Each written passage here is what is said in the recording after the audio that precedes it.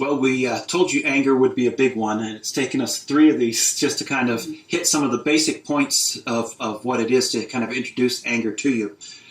One of the things that I've noticed is that usually people who are angry have a story behind their anger, right? There's usually something there. Mm-hmm. Yeah, that's true. A lot of times there's, like I said in the last episode, there is a reason, right? Yeah. Or even a justification sometimes, but it's how they've actually dealt with that reason. Yeah. And there's a couple of ways you can do that. Is what's kind of propelling them into the anger mode.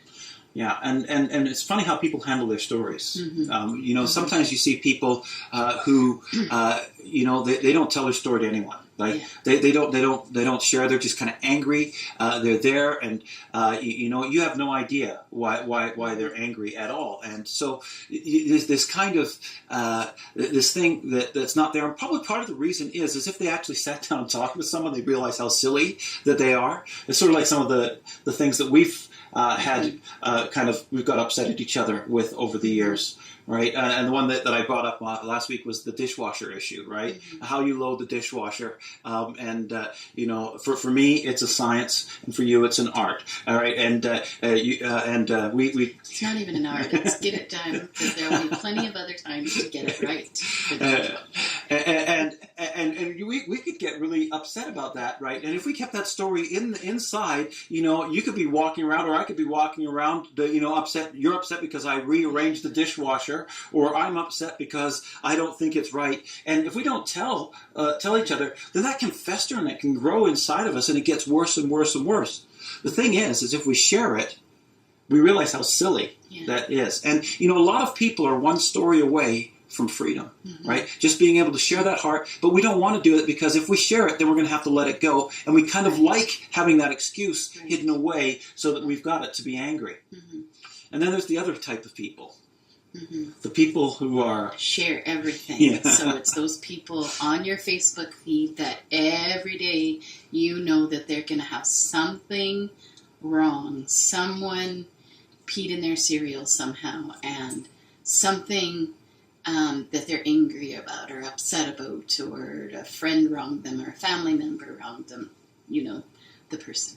Yeah, so that can be it, and they always have an excuse. If you'd have been brought up the way I was brought up, or if you'd have had this happen to you the way that it happened to me, I mean, you don't understand, right? Mm-hmm. And they use their story to explain their behavior, which is probably okay, but they also go that one step further to use them to justify their behavior. And our story should never be there to justify our behavior, and we can get caught in that trap with that just kind of going on there. And it's like we said before, how long are we going to let somebody control our future, right? And that's it. The things in the past, we can't do anything about those, but we have the power to change our future, and it really we can step up, and we can do something to make some changes there for us, and just realize that we don't use that story as an excuse. In fact, that story can become something very powerful. Yeah. Right?